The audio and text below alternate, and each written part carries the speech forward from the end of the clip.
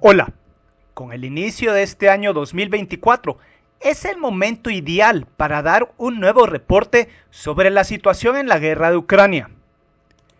Y comencemos este reporte con la siguiente afirmación. Hace 8 meses la contraofensiva ucraniana comenzó en el mes de junio del 2023.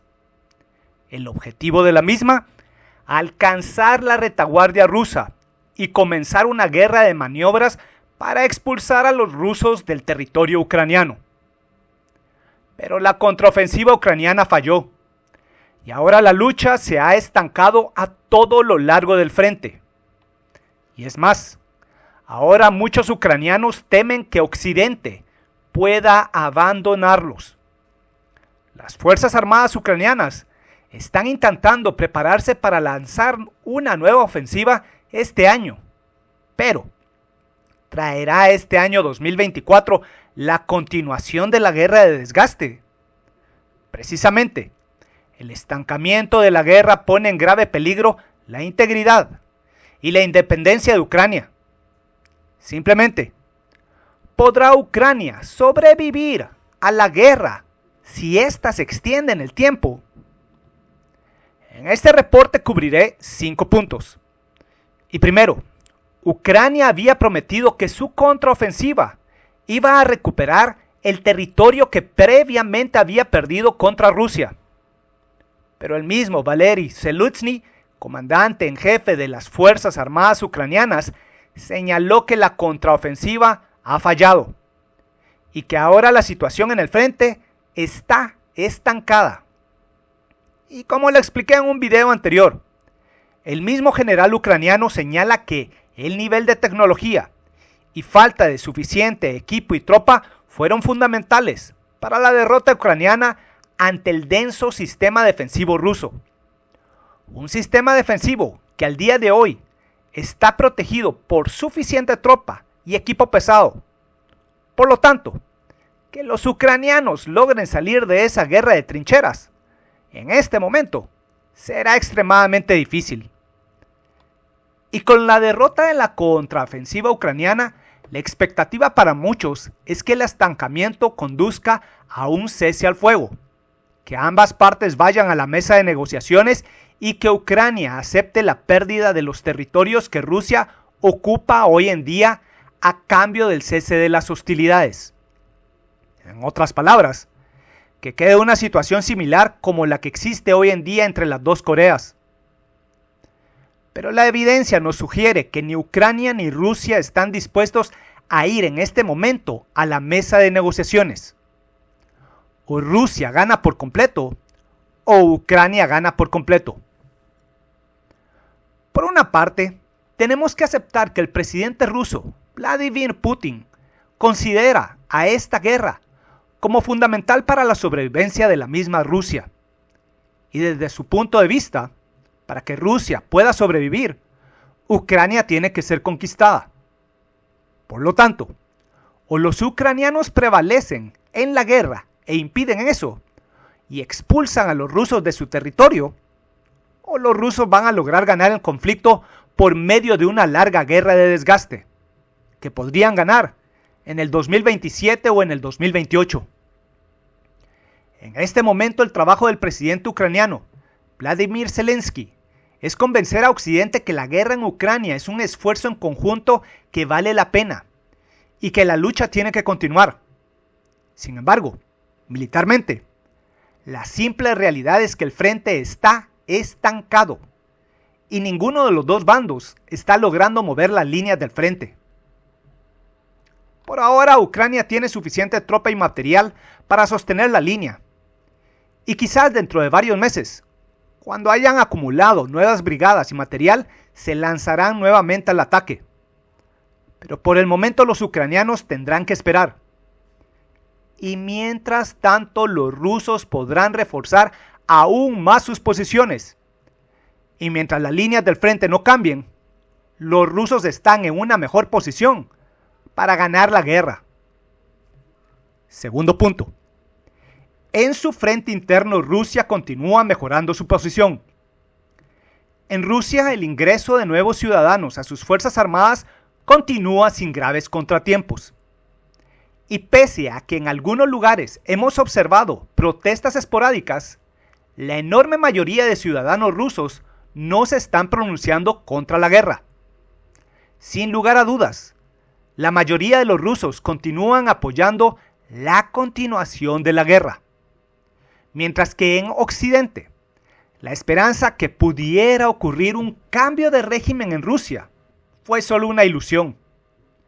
Vladimir Putin ha trabajado por décadas apuntalando su posición dentro del gobierno ruso. Y esta guerra, sin lugar a dudas, le ha ayudado a solidificar aún más su posición. Por otra parte, las sanciones contra Rusia no han tenido el efecto deseado. En primer lugar, el peso global de Occidente ya no es el mismo de antes. Económica y tecnológicamente, Rusia tiene alternativas para adquirir equipo y material, como negociar con naciones como China. Pero aún hay más. En las sanciones existen muchas zonas grises, y dentro de la misma Unión Europea existen empresas europeas que abastecen directa o indirectamente a Rusia. Mientras que Turquía, que también es un miembro de la OTAN, esa nación es uno de los mayores contrabandistas de productos ilícitos a Rusia, y ese tráfico ilegal no ha podido ser detenido. Así, dentro de los mismos miembros de la OTAN existen problemas para ejercer las sanciones, y no digamos con las restantes naciones del mundo.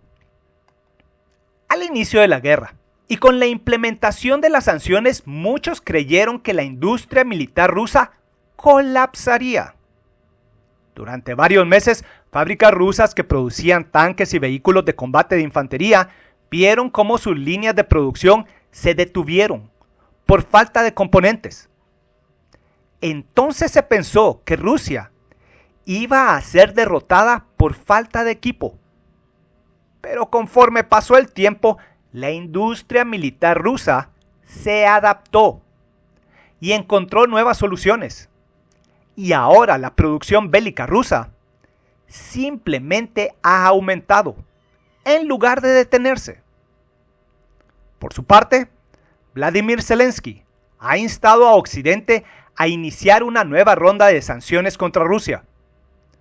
Pero en Occidente existe cierta renuencia a implementar nuevas sanciones. Y parece que está diciendo, bueno, ya no hay nada más que podamos hacer. Pero según varios analistas, sí existen opciones para colocar más sanciones sobre Rusia.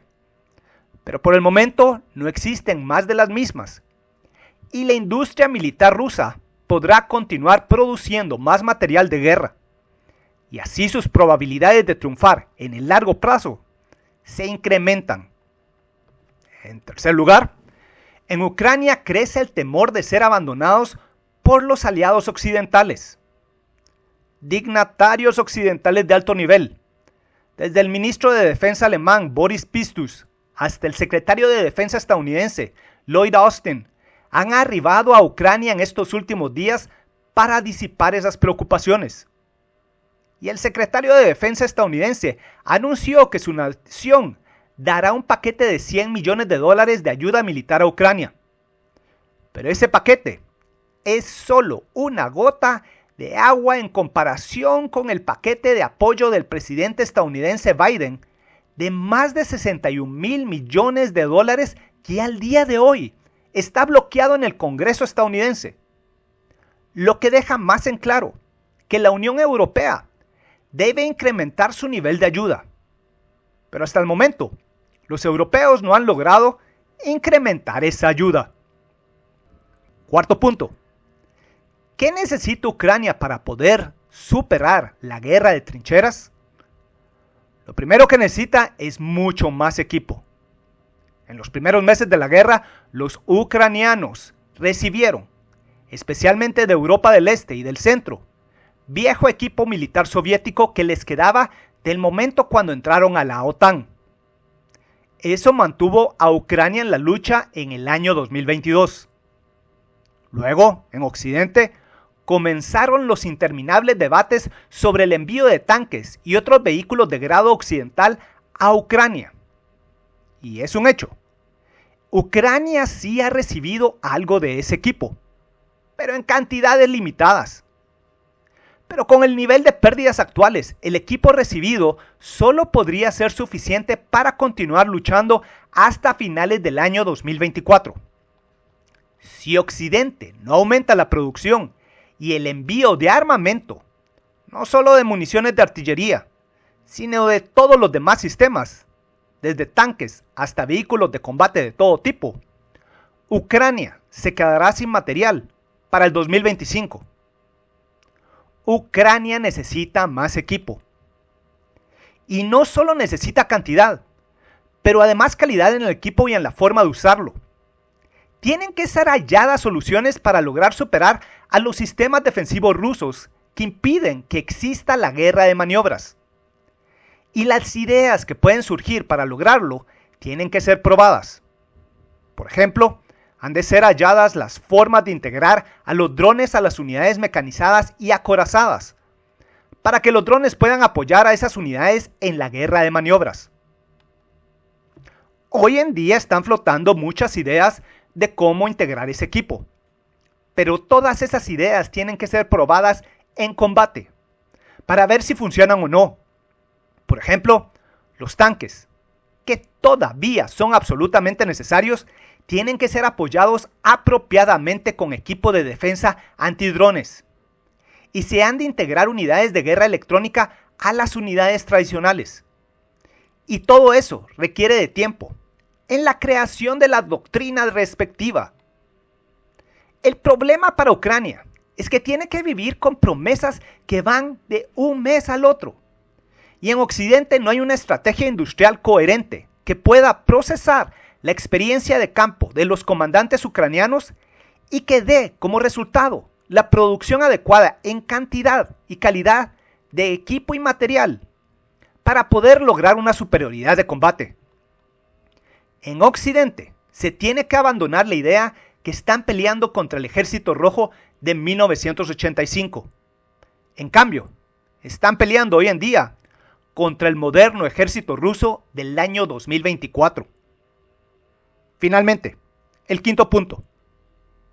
En las condiciones actuales, ¿se puede alcanzar la paz? Esa es una pregunta muy difícil. Pero no podemos olvidar que previo al inicio de esta guerra, Vladimir Putin lanzó un ultimátum contra la OTAN. Básicamente Putin quería que la OTAN retrocediera a la situación previa a 1997. Simplemente, que toda la región central y oriental de Europa salieran de la OTAN y que pasaran a ser neutrales. Ese fue el ultimátum que Putin realizó varios años atrás. Y podemos asumir que sigue siendo ese su objetivo. Y como una idea final, hace 10 años Rusia invadió por primera vez a Ucrania y tomó a Crimea. En esa ocasión, Occidente le dijo a Ucrania que no se lanzara a una guerra. Y Ucrania permaneció sin actuar directamente. Bueno, tampoco Ucrania tenía muchas opciones en ese momento, y no se lanzó a la lucha. Pero en retrospectiva, ese fue un error, porque lo que siguió fue la preparación rusa para lanzarse a esta nueva guerra.